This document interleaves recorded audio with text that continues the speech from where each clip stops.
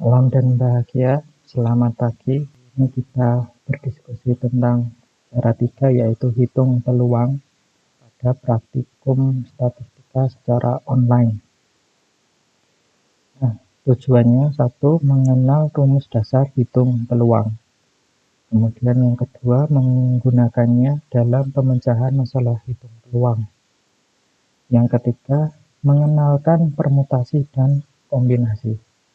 Nah, tujuan dari ini adalah tujuan secara umum untuk menghitung peluang. Nah, tujuan khususnya di dalam pertanian nanti akan bisa menghitung peluang tentang kemungkinan terjadinya tanaman yang misalkan tahan terhadap hama tertentu atau tahan terhadap sekaman abiotik, contohnya kekeringan atau terlalu banyak air dan sebagainya. Nah, peluang ini kalau suatu kejadian A dapat terjadi dengan NA cara, di antara N cara semua kejadian yang sama kemungkinan terjadinya, maka peluang terjadinya A dilambangkan dengan PA. Secara matematis ditulis seperti ini. Peluang A atau PA ini sama dengan NA cara dibagi dengan N cara. Sebagai contoh dalam melempar satu dadu, andaikan A adalah kejadian keluarnya 5, maka A dapat terjadi dengan satu cara, yaitu saat sisi bertitik 5 menghadap ke atas, karena dia cuma satu. Nah, di antara 6 kejadian ini maksudnya adalah karena dadu itu sisinya ada 6, maka yang bisa kemungkinan terjadi adalah 1 sampai dengan 6 itu yang menghadap ke atas. Sehingga peluang terjadinya nilai 5 yang menghadap ke atas itu 1:6. Contoh lainnya adalah ketika mengambil satu kartu dari tumpuk kartu bridge atau kartu yang biasa digunakan oleh pesulap-pesulap. Kalau B adalah peristiwa terambilnya kartu as, maka NB sama dengan 4. Karena B dapat terjadi dengan 4 cara, yaitu jika terambil as waru atau as hati atau as wajik atau as keriting. Di antara N jumlah dari kartu tadi adalah 52. Cara yang dapat terjadi dengan kemungkinan yang sama sehingga peluang B-nya ini, B tadi adalah peluang atau peristiwa terambilnya kartu as. Karena kartu as ada 4, maka NB per N. NB-nya tadi 4 per 52 cara. Maka kalau disederhanakan menjadi 1/13. Huruf yang ditebalkan kemungkinannya sama, merupakan syarat penting karena kalau tidak demikian, rumus ini tidak akan berlaku. Sebagai contoh, kalau kita melempar 2 keping mata uang 100-an kuning, nah sisi yang satu itu bergambar Garuda, sisi lain bergambar karapan sapi. Dan C adalah munculnya 2 gambar burung Garuda. Jelas ada 3 kemungkinan yang dapat terjadi, yaitu tidak muncul gambar Garuda sama sekali oleh dua-duanya itu, kemudian 1 gambar burung Garuda yang muncul, atau 2 gambar Garuda yang muncul. Karena kita tadi menghitung peluang C yang munculnya 2 gambar burung Garuda. Namun 3 macam hasil ini tidak sama peluangnya, sehingga peluang C itu tidak sama dengan 1:3. Jika 2 mata uang tadi dapat dibedakan, misalnya dengan memberi tanda, maka ada 4 kejadian. Atau N-nya ini 4 cara yang sama kemungkinannya seperti terlihat pada tabel berikut. Nah, ini mata uang yang pertama dan mata uang yang kedua, kemudian banyak gambar Garuda. Karena C adalah peristiwa yang muncul gambar Garuda. Nah, jika kita melempar 2 mata uang dalam satu kali waktu, maka kemungkinan kita ini lembaran pertama ternyata dua-duanya tidak muncul gambar Garuda, maka diisi dengan nilai 0.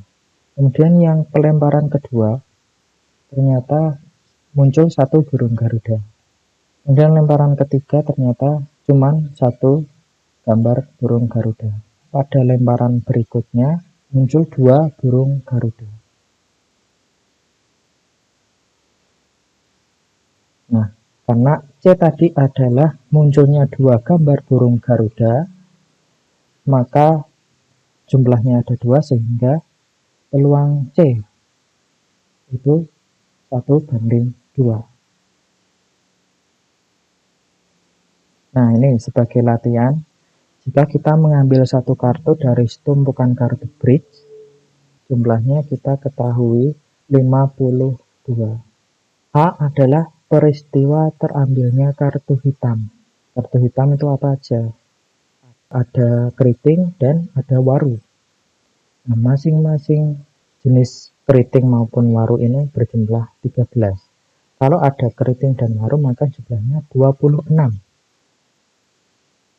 Dan peluang A itu tadi NA dibagi dengan N cara. Maka 26 dibagi 52.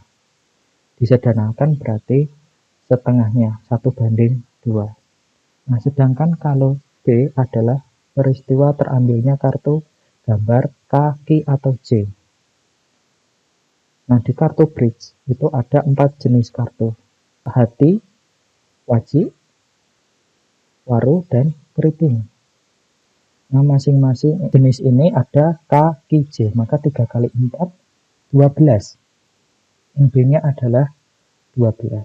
Maka peluang B-nya berapa? Tinggal 12/52. Nanti teman-teman sederhanakan. Peristiwa tidak terjadinya A disebut komplemen A dan dilambangkan dengan A bar. Tentu saja dapat terjadi dengan N-N A cara, sehingga peluangnya PA bar sama dengan 1 PA. Contohnya begini, jika C adalah peristiwa terambilnya kartu merah, kalau kita mengambil satu kartu, maka NC-nya tadi berapa? Kartu merah itu ada kartu hati dan kartu wajik. Jumlahnya ada 26. Maka peluang C-nya adalah 26/52 atau 1:2. Namun C dapat pula dipandang sebagai A bar, komplemen A, peristiwa terambilnya kartu hitam. Karena balik lagi ke awal, itu peristiwa tidak terjadinya A, maka disebut dengan komplemen A. Karena A tadi adalah peristiwa kartu hitam, maka C-nya adalah peristiwa kartu yang terambil kartu merah. Maka bisa dimasukkan dengan rumus PA bar tadi sama dengan 1 PA.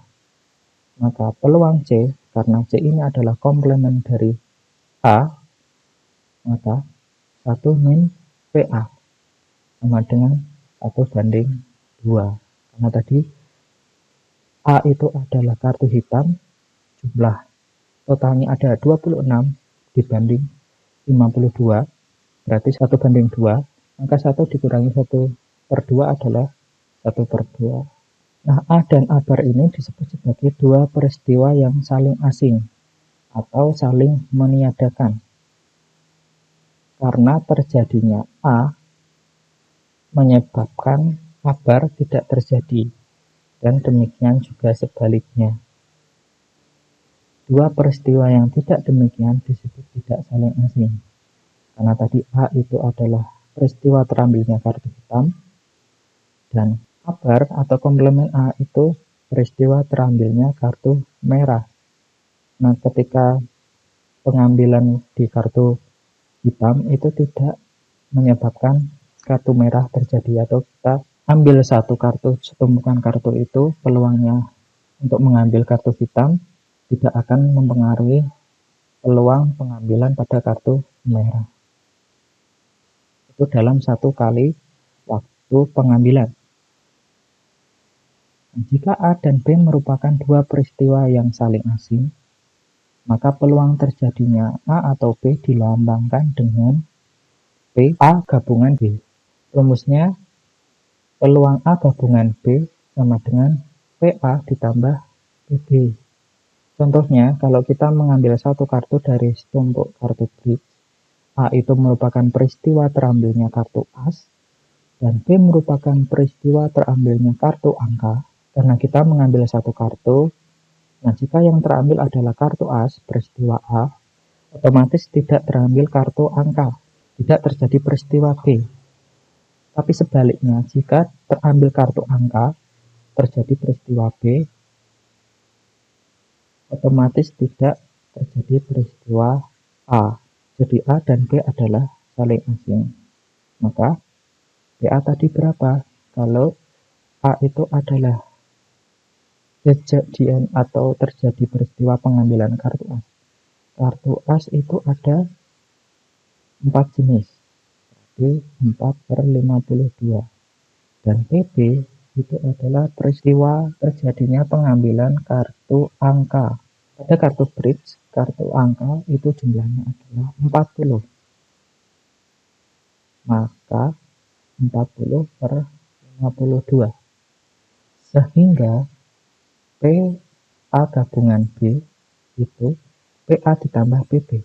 Tadi PA-nya berapa? Ditambah dengan PB. PA-nya tadi 4/52 ditambah 40/52. Maka PA gabungan B 44/52. Nanti teman-teman sederhanakan. Sedangkan jika A dan B merupakan dua peristiwa yang tidak saling asing, maka PA gabungan B itu sama dengan PA ditambah PB dikurangi PA atau B. Nah, di mana PA atau B ini dibaca juga PA atau B adalah peluang terjadinya A dan B secara bersamaan. Sebagai contoh, kalau kita mengambil satu kartu dari setumpuk kartu bridge, A adalah peristiwa terambilnya kartu as dan B adalah peristiwa terambilnya kartu merah. Jadi A itu kartu as dan B kartu merah. Meski kita mengambil satu kartu, A dan B dapat terjadi bersamaan jika yang terambil adalah kartu as. Karena as itu ada hati dan wajib, itu yang berwarna merah. Jadi A dan B adalah tidak saling asing. PA-nya berapa? Karena PA ini ada dua warna, dua jenis kartu, yaitu as hati dan as wajib. Maka 2/52. Sedangkan PB tadi PB adalah peristiwa terambilnya kartu merah. Kartu merah itu ada kartu hati dan kartu wajib yang masing-masing jumlahnya 13, maka ada 26/52.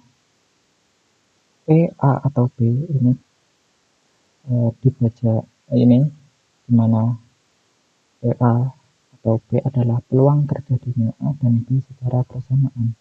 Tapi A dan B ini tidak saling asing, maka rumusnya adalah PA kali PB. PA-nya tadi berapa? 4/52 dikali dengan 26/52 atau setengah atau banding 2.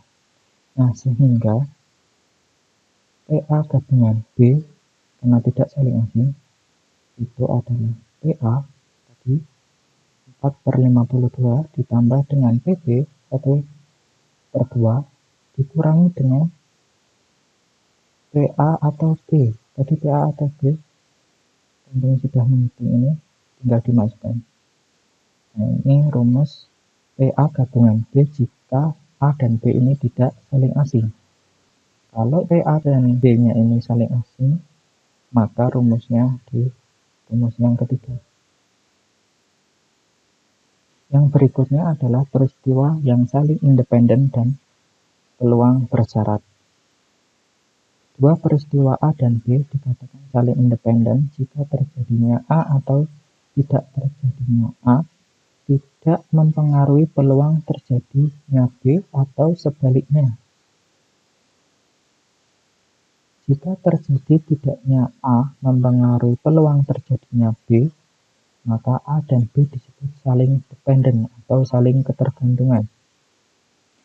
Peluang terjadinya B tergantung pada apakah A terjadi atau tidak terjadi, sehingga disebut peluang B bersyarat A yang dilambangkan dengan P, B bersyarat A. Simbolnya seperti garis. Sebagai contoh, kalau kita mengambil dari tumpuk kartu bridge dua kartu secara bergantian, maka A adalah peristiwa terambilnya kartu as pada pengambilan pertama, dan B adalah peristiwa terambilnya kartu K pada pengambilan kedua. Jelas bahwa kalau kartu as itu ada 4/52 yang disederhanakan menjadi 1/13. Kemudian PB sama dengan 1/13 juga jika sebelum melakukan pengambilan kedua, kartu yang diambil sebelumnya dikembalikan. Tidak peduli apakah pengambilan pertama menghasilkan kartu as atau tidak. Namun, peluang B tidak sama dengan 1/13 jika pengambilan kedua dilakukan tanpa mengembalikan kartu yang terambil sebelumnya. Maka PB akan 4/51. Apabila kartu K tidak terambil pada pengambilan pertama. 51 ini dari mana? Karena dari pengambilan pertama kita sudah ambil dan tidak mengembalikan ke tumpukan kartu bridge-nya, maka jumlah N-nya 51. Atau 3/51 apabila kartu K terambil pada pengambilan pertama. Karena tidak dikembalikan, maka tetap N-nya atau jumlah cara terjadinya peristiwa tersebut itu berkurang karena tidak dikembalikan. Nah, jika A dan B merupakan dua peristiwa yang saling independen, maka PA gabungan B itu sama dengan PA kali PB. Sedangkan jika A dan B merupakan dua peristiwa yang saling dependen, maka PA gabungan B sama dengan PA kali BB bersyarat A. Nah, ini jika B1, B2 sampai BT adalah T kejadian yang saling asing, yang salah satunya harus terjadi, seperti tidak dikembalikan kembali. Seperti contoh pada pengambilan kartu K, kartu bridge, pada pengambilan pertama dan pengambilan kedua tidak dikembalikan. Nah, maka PB bersyarat A itu rumusnya PBI kali PA bersyarat B dibagi dengan PB1 dikali PA bersyarat B1 ditambah PB2 kejadian yang kedua, dan seterusnya sampai T kejadian. Berapa kali kita melakukan.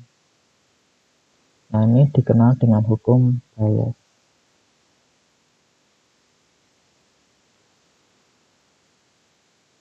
Materi selanjutnya yaitu permutasi dan kombinasi. Susunan terurut sejumlah objek disebut permutasi. Dengan demikian, permutasi n objek yang berbeda antara yang satu dengan yang lain dilambangkan dengan PR R kecil. Secara matematis, rumusnya adalah PR sama dengan N faktorial. Nah, tanda seru ini dibaca faktorial, di mana N faktorial itu sama dengan N dikali dengan N-1 dikali dengan N-2 dan seterusnya. Nah, apabila jumlah N-nya ini 0, maka sama dengan 1. Sebagai contoh, banyaknya susunan yang dapat dibentuk dari huruf A, D, dan U. Di sini N-nya 3 karena ada 3. Sehingga P3 sama dengan 3 faktorial. Rumusnya PR sama dengan N faktorial. Seperti ini. Maka karena N-nya ada 3, tinggal N3 dikali dengan N-1, 3-1, 2, kemudian N-2 atau 3-2 sama dengan 1, sama dengan 6. Karena untuk posisi pertama tersedia 3 pilihan, kemudian posisi kedua tinggal tersedia 2 pilihan yang disebabkan oleh salah satu huruf sudah digunakan untuk mengisi pertama, dan untuk posisi ketiga hanya tinggal 1 huruf saja. Jadi kalau ditulis urutannya itu seperti ini. Karena ini urut A, D, U yang pertama, kemudian yang kedua A, U, D. Karena yang posisi kedua A-nya sudah habis, maka D, A, U, kemudian D, U, A. D sudah habis yang urutan pertama, maka yang selanjutnya adalah U, UAD, dan UDA. Ini jumlahnya ada sama dengan rumus ini. Jika dari N objek tersebut hanya diambil R objek saja, R-nya ini lebih kecil daripada N, banyak susunan yang dapat dibuat dilambangkan dengan NPR. Maka rumusnya seperti ini. NPR sama dengan N faktorial dibagi dengan NR faktorial. Jadi kalau dari 3 huruf di atas hanya diambil 2 saja, maka banyak urutannya adalah di jumlah N-nya ada 3, R-nya tetapi kita ngambil 2 susunan saja. Maka di sini N-nya 3, 3 kali 2 kali 1 itu sama dengan 6 dibagi dengan N-R. N-R tadi berapa? 3 min 2. 3 min 2, 1. 1 faktorial berarti 1. 6 dibagi 1 sama dengan 6. Urutannya berarti AD, kemudian DA, kemudian AU, UA, DU, dan DA. Kalau dijumlah ini ada 6. Pada kombinasi, urutan suatu susunan tidak diperhatikan. Macam yang menyusun saja yang diperhatikan. Jadi AD dan DA merupakan 2 susunan yang berlainan pada permutasi, tetapi merupakan susunan yang sama pada kombinasi, karena keduanya terdiri dari huruf yang sama, yaitu A dan D. Maka dari pengertian ini, kombinasi N objek yang berbeda satu sama lain, dan daripadanya diambil R objek, di mana R ini lebih kecil atau sama dengan N, dilambangkan dengan matriks NR. Nah, rumusnya seperti ini. N faktorial dibagi dengan R faktorial dikali dengan N min R difaktorialkan. Jadi kalau 3 huruf A, D, dan U di atas diambil 2 huruf saja, maka kombinasi yang terbentuk adalah N tadi berapa? Ini ada A, D, U berarti 3. Kemudian R-nya diambil 2 huruf saja, 2. Maka kita tinggal masukkan rumus saja. N-nya ini ada 3 kali 2 kali 1, kemudian R-nya ada 2 kali 1, N min R. Jadi kita sudah mencari di sini n min r itu 1 faktorial. Maka ini 2, ini 6. 6 per 2 sama dengan 3.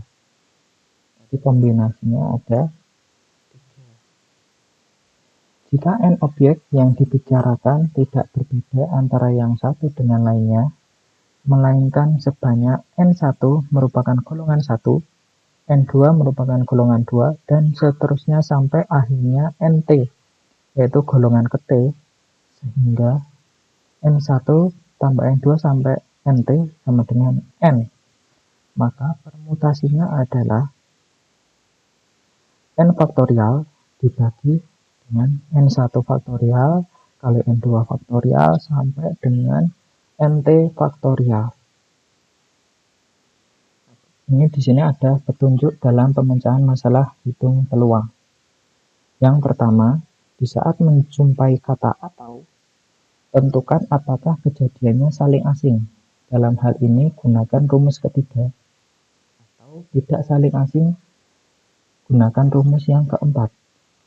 Nah, tentukan dulu saling asing atau tidak. Kalau saling asing, maka kita menggunakan rumus ini. Kalau tidak saling asing, maka menggunakan rumus ini. Yang kedua, di saat menjumpai kata dan, tadi yang seperti huruf U, simbolnya karena gabungan, tentukan apakah kejadiannya saling independen. Kalau dia kejadiannya independen atau tidak ada ketergantungan, gunakan rumus 5. Rumus 5 tadi ini. Kalau dia dependen atau saling ketergantungan, gunakan rumus yang ke-6. Karena dia ketergantungan. Yang ketiga, pengambilan tanpa pengembalian sama saja dengan mengambil sekaligus. Yang keempat, buatlah daftar semua kejadian saling asing terkait yang ada di dalam soal. Yang kelima, untuk masing-masing kejadian, hitung peluangnya dengan menyimak. Yang keenam, tambahkan peluang-peluang yang didapat pada langkah kedua. Nah, kalau ada yang belum paham, bisa diputar lagi atau mencari literatur yang lain, baik bisa dari web yang mempelajari tentang statistika peluang maupun dari video-video yang sudah ada lebih dulu. Ini ada soal latihan juga, nanti diisi di format laporan yang sudah saya berikan. Jika ada salah kata, saya mohon maaf. Terima kasih. Selamat pagi, salam.